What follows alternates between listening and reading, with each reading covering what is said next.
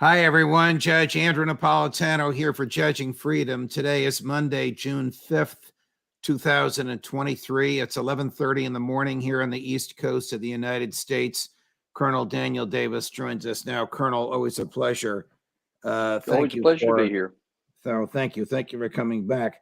We're hearing all kinds of innuendo, even hints from the American Department of Defense and State Department that the so-called Ukrainian spring offensive has begun. Are you hearing this as well? You know, I'm here and have been obviously tracking this quite close on a daily basis, if not hourly sometimes. And you know, we've been hearing this kind of claims going on for weeks now. Variously, and then contradicted later by some of the either United States, British, or Ukrainian side say, no, we're not going yet. We're still waiting on this. You had in April, you had the NATO Secretary General say, oh yeah, we've actually given them 98% of all the stuff, so they're ready to go. And then a month later, you had Zelensky saying, well, we haven't gotten a lot of stuff, so we're not ready to go. Now Zelensky said he's ready to go. Danilov said they were ready, and then right after that, Zelensky said he wasn't, and now he's saying again. So who knows what's really going on? I'm not sure they do. We have a clip of President Zelensky saying he's ready, but you can give me your opinion on it. I don't know whether to believe him or not, or whether this is for Western consumption, whether it's for the consumption of the Ukrainian public. He speaks in Ukrainian, so I'm going to speak over his voice. I will read the subtitles. You, of course, can read them along with me, as can the folks watching us now. Here we go. In my opinion, as of today, we are ready to do it. We would like to have certain things, but we can't wait for months. We strongly believe we will succeed. I don't know how long it will take. Makes sense to you? I mean, the desire makes sense to me. Certainly understand that that's the way he would like it to be. But from a military perspective, taking the emotion out of it and just looking at an assessment of the balances of forces and the balance of power, and especially when you look at each side, what they bring to the table, the Russians and the Ukrainian side, I don't see any basis for optimism.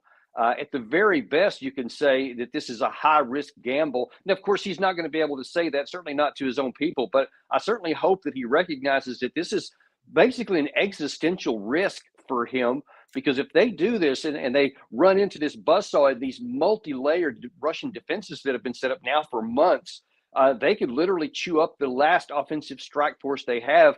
And then they'll be vulnerable to a Russian counteroffensive in the summer. And there won't be a lot left to stop it. So it could go really bad if this doesn't work out well for him. Now, Colonel, we're not talking about defending the nation's capital or even its heartland. We're talking about an offensive maneuver eastward. Would one ever engage in a procedure like that without a high degree of probability of success? I'll say one shouldn't engage in an operation like that without a high probability of success. Unfortunately, I think that there's a lot of just hoping that this works out. There's various forces at play here. Lots of reports that Ukraine is being compelled to try this by the West. A lot of internal things with Ukraine. They fear if they just stay on the defensive, they will lose the support of their people. And obviously, they can't even have the possibility of gaining ground if they don't go on an offensive. But they're afraid that if they don't, they'll also lose the support of the West, who will say, okay, we're not even going to send any more vehicles since you're not going to use them. So it's a damned if you do, damned if you don't thing for Zelensky. But, they keep having all these, very optimistic statements. And I'm just really afraid for the men who are going to be doing the fighting that it's not going to work out the way they think it's going to. How dumb is it? Well, maybe I'm choosing a harsh word, and please replace it as you see fit. For a military decision to be made for domestic political reasons? Well, I mean, it's potentially catastrophic because if you are making cold military calculations is what's required here, and if you're making decisions on emotion and what you would like to have, or giving into political or even domestic pressures and making decisions based on that, you could unwittingly make your situation far less tenable, and could actually undermine your own potential to even hang on to what you have. And that's I think the biggest risk that they face right now is that they're trying to make too many emotional based decisions and not enough on cold military calculus. As you understand it, Russia, an industrial society with its munitions factories going 24/7, versus Ukraine, an agricultural society with its efforts to get Western aid efforts going 24/7. How can Ukraine launch a major attack and expect to succeed? Well, and to underscore your point there, I mean, you really just laid it out, so I don't need to repeat that. But for any offensive to work and for this to have an operational, if not strategic, impact for Ukraine, you have to be able to sustain this over a long period of time. This is not going to. I mean, even Normandy, which we'll celebrate the anniversary of that tomorrow with D-Day. I mean, that took many months to actually press through to get all the way through the northern part even of France. And we had to have a large sustainment operation ready to go month after month after month.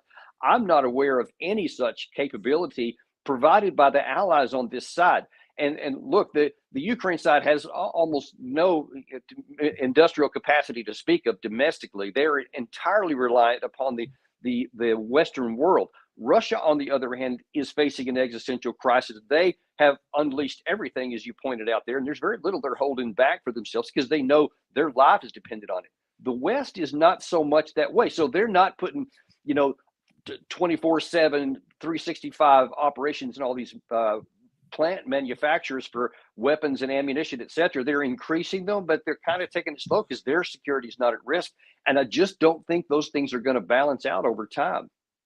Gary, see if you can find the interview with Hungarian President Orban. I want you to listen to this, Colonel Davis, a very thoughtful analysis by a NATO member who is convinced that NATO does not believe in their heart of hearts. The leaders of NATO in their heart of hearts do not believe that Ukraine can win. It's an interesting clip. It's about a minute and a half long, the most telling part of which is about the last 30 seconds. Do we have it, Gary?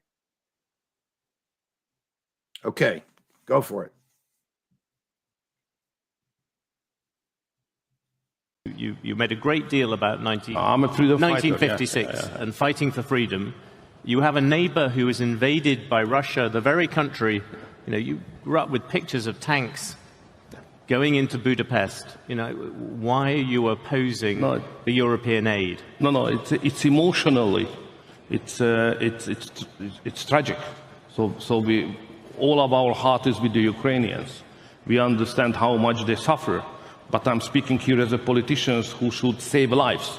So the most important thing for the international political community is to save lives, especially when you are convinced, as I do, that there is no chance to win this war. So therefore, what we should do far more energy invest into to convince everybody that the only solution is ceasefire. And then after the ceasefire, peace talks should start. And then we could, back to your point, yeah? Do you really think there is no chance of Ukraine winning? That's and my surely point. They stand very little chance of winning without the aid which you are currently blocking. No, my position is that looking at the reality, looking at the figures, looking at the surroundings, looking at the fact that NATO is not ready to send troops, it's obvious that there is no victory for poor Ukrainians on the battlefield. If NATO is unwilling to send troops, it's obvious that NATO does not expect a victory on the battlefield. Agreed? But yeah, that's almost verbatim what I just said. I mean, they're looking at it emotionally. He's looking at it realistically through cold military calculation. And I agree with him entirely what he said. And by the way, this animates most of my engagement in this whole process, is that my heart bleeds for the Ukrainian people who keep paying for this war with their lives and with their body parts on a daily basis. And it just grieves me to see them continue to be given hope that they can eventually win when I don't see any military path for them to win, only to have suffer more casualties. Now I'm going to show you the opposite of President Orban, which is Secretary of State Blinken last week in Helsinki. Almost sounds like a shrink analyzing the brain of Vladimir Putin. As I've made clear, by virtually every measure, President Putin's invasion of Ukraine has been a strategic failure. Yet, while Putin has failed to achieve his aims, he hasn't given up on them. He's convinced that he can simply outlast Ukraine and its supporters, sending more and more Russians to their deaths, inflicting more and more suffering on Ukraine's civilians. He thinks that even if he loses the short game, he can still win the long game. Putin is wrong about this, too. The United States, together with our allies and partners, is firmly committed to supporting Ukraine's defense today, tomorrow, for as long as it takes. So you have people like you and Colonel Doug Macgregor and Colonel Tony Shaffer, guys who have seen and been in battle, arguing the purpose of the American Department of Defense is not to fight wars, it's to avoid wars. And you have civilians like Senator Lindsey Graham and Secretary of State Blinken, as we just saw, arguing that Russia's evil, Russia made a mistake, we can defeat Russia. Where are we going? Well, Blinken is partially right there. I mean, I don't think anybody could argue, and certainly nobody in Moscow would argue that this has been a successful operation up to this point, or that it's in any way worked out the way they had hoped prior to February 24th of last year. But I think Blinken is again engaging in wishful thinking to suggest that Putin will continue to fail and that his playing for the long game is a losing proposition. I mean, I think that's what he hopes is the case. But when you look at the fundamentals, I think the opposite is the case. That even as bad as Russia has behaved, both strategically and tactically on the battlefield at certain points, they are clearly learning, and they're starting to evolve into a much more capable tactical force, and they have a much larger force from which to draw and troops from which to draw, where Ukraine doesn't. So over time, it does not work in the favor of Ukraine. It works in the favor of Russia.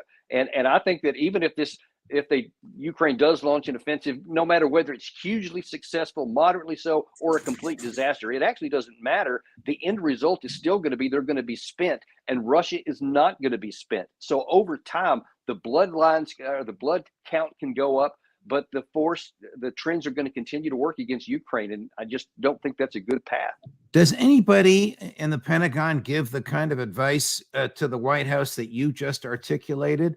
Or does the military, and I guess I'm talking about Secretary Austin and maybe General Milley, does the military tailor, spin its advice to tell the president what they think he wants to hear?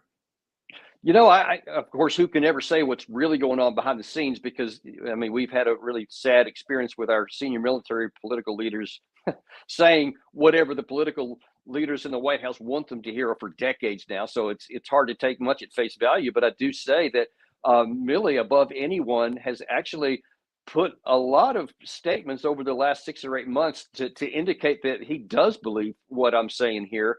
And he tries to quickly caveat them, but I don't ever hear anything from Secretary of Defense making any kind of statements. He just always talks like everything's going good. But I do think that Milley has given him some of the similar advice behind the scenes, I bet. Colonel, the Secretary of Defense told the Senate Armed Services Committee he was confident in Ukraine's ability to prevail this spring and this summer. Now we're at the tail end of spring. It's the first week in June and the beginning of the summer. And he said that knowing what was in the secret documents that had been revealed allegedly just by this National Guardsman in Massachusetts, the accuracy and authenticity of which have never been challenged by the government, and the essence of which is Ukraine has no air defenses and is destined to lose this fight. I really can't put any credence in what I almost called him General. He is a retired 4-star. Secretary Austin says. He says what he thinks his bosses in the White House want to hear. And Well, he's under, I mean, and Colonel, yeah. he's under oath when he Yeah. says this to Congress.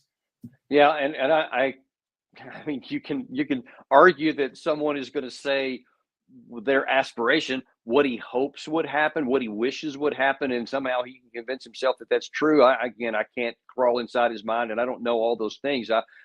Part of me hopes that's the case, because if he actually believes what he's saying, that they can win on the battlefield, I mean, that's a strange position for a retired four-star general to make. Even Milley has been adamant this year in saying he sees no path for a military victory, at least through the end of this year.